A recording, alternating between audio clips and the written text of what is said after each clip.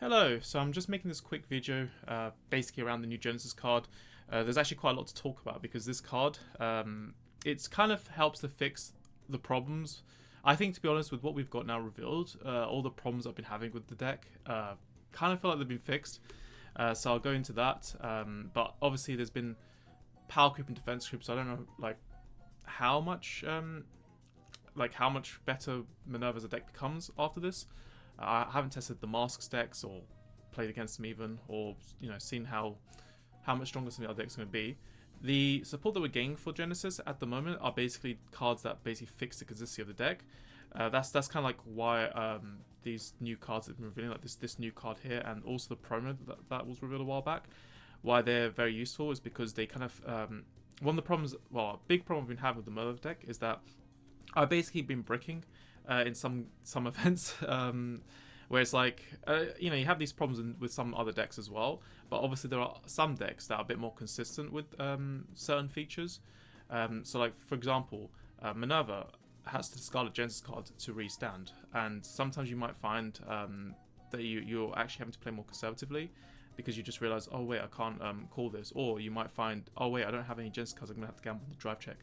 You may even have issues such as just randomly running out of soul, or you might even have issues like persona riding as well. So obviously if you go first and you can't persona ride, it's devastating when you're playing with this deck. So we're just going to go through this card, which is named Magic of Colored Fire's Lerelim. So it's quite similar in name to some of the Hex Orb cards we've seen before. It seems to be now more of a generic Cat Sanctuary thing. Hex Orb support cards will have this type of naming where they have magic in the name. But even Genesis is doing it, from what it seems like. So this card's first ability, when placed on rearguard, other than during your battle phase, if you have a Vanguard owning Genesis clan, Camus 1 and Soul Blast 1, draw a card and then choose a card from your hand and reveal it and call it to rearguard. If it is a unit with a grade equal to or less than your Vanguard, and discard it if it isn't. So basically, it prevents you from superior calling cards that are higher grade than your Vanguard, which is similar to, if any of you guys remember the Order card, the Angelical Order we had a while back. The Wisdom, or the one that creates the world, something like that, I can't remember the name. The Draw 2 Order that calls 2 afterwards. So it's a bit similar in a way to that. But obviously, it's more locked into that one card that you draw. So we've now got a generic, or not exactly generic, more like we've got a draw 1 ability, so you don't really need... you basically have something that draws, which is the point. You've got advantage gaining now. Obviously, we had Kybre as one of the ways you could do it, and we also had the Order before, but this is now a different way of doing it, and it's a card with a body. It's also grade 1, which I think is a big deal, and I'll get into that a bit later. So, yeah, you can only use this in Genesis, and the second skill, at the end of the battle, this unit boosted. If you have a Vanguard with Genesis for its clan, put 2 rearguards in the same column as this unit into your soul. Choose a card with only Genesis as its clan from your drop and put it into your hand. So this is very similar to Witch of Orange's Valencia from V-Series. However, this is actually really useful.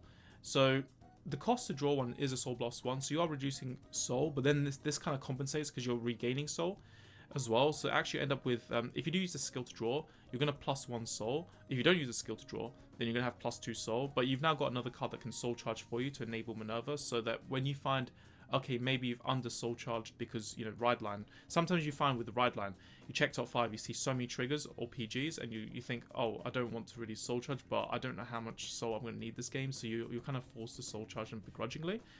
Obviously, with the new promo, we've got more soul charges, besides Drilling Angel, but you've got like another soul charger in that new promo as well.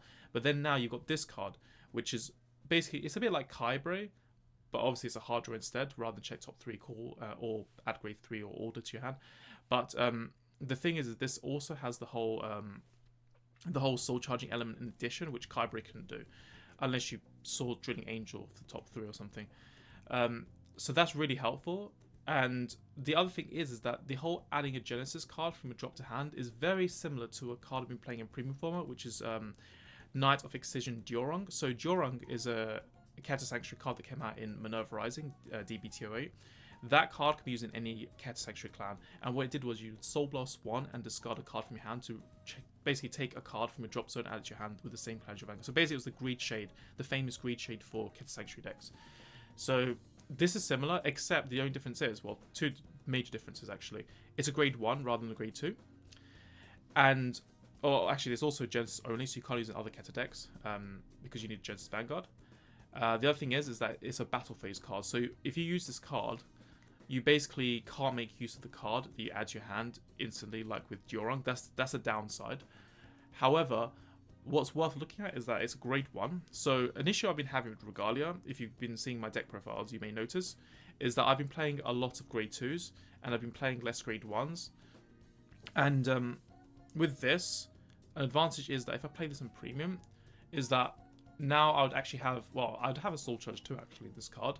I'm also not Soul Blasting to basically add cards to hand, so that's another advantage. And I'm also playing less grade 2s in the process, which means I've got more room for grade 1s if I want to play more grade 1s. Because obviously if you play something like Veratrum and Thread, that's obviously stretching things more and more. So that's really helpful for premium format in Regalia as well, like to have this option of going into this as well. The downside is obviously if you need all day now because you're decking out, and obviously you can misanticipate because planning one turn ahead isn't really that easy when things are very complicated and there's a lot of micro mathing and things that goes on. So sometimes you don't really sit through a turn usually to just kind of count through your deck, count how many cards you might dry check, count how many cards you might draw, so on and so forth. Like no one really does that often, so very rare. So it's convenient to have Diorong because you can just turn off your brain on that, and that obviously helps.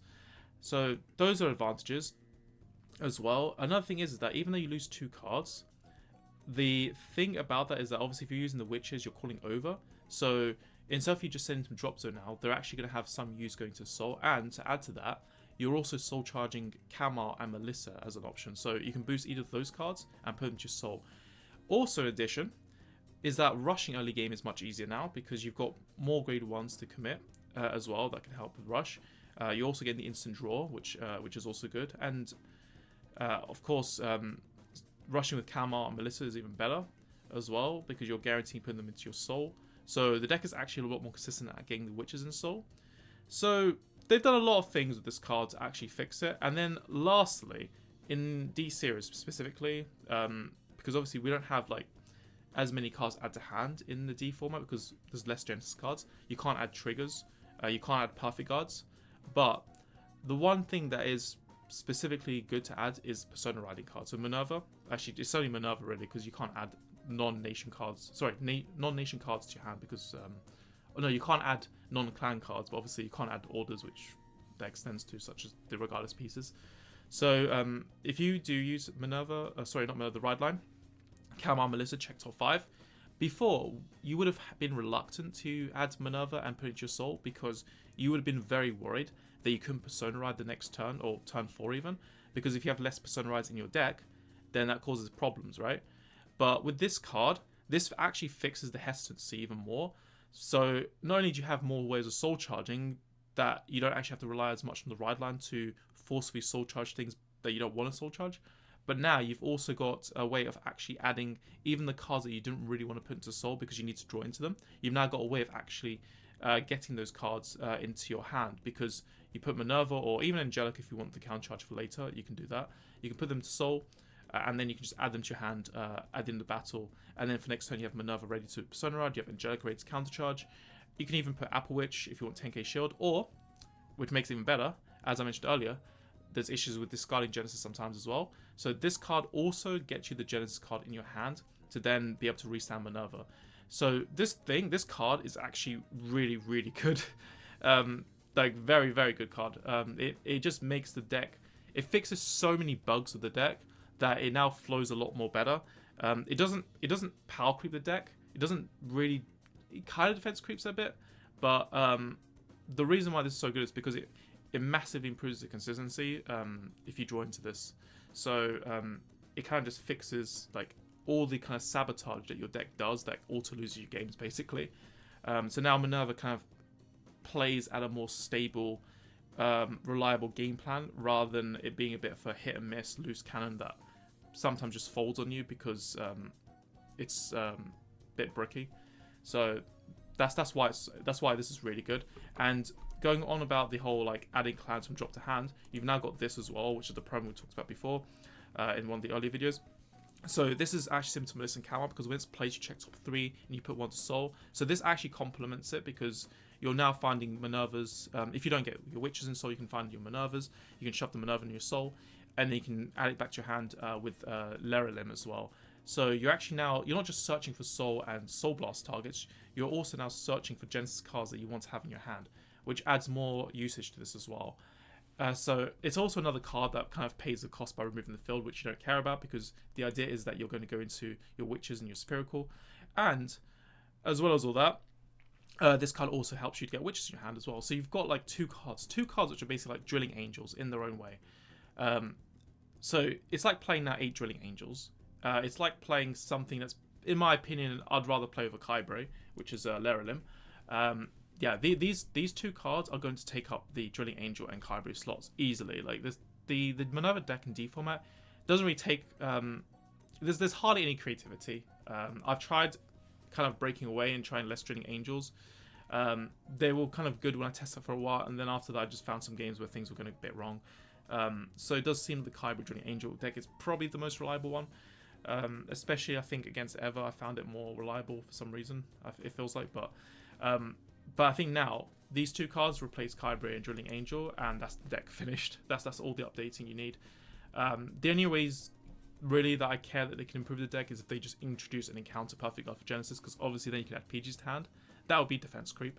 But yeah, that's basically it for the video. So let me know down below your thoughts on these new cards. I'm really hyped for this actually, because now it just makes even the fact we only have 1 boss now doesn't feel so bad anymore, because obviously some decks that can actually have more ride targets, they do benefit from Sonar consistency, but they've actually kind of fixed the issue of having only 1 boss in the Minerva deck by creating this card.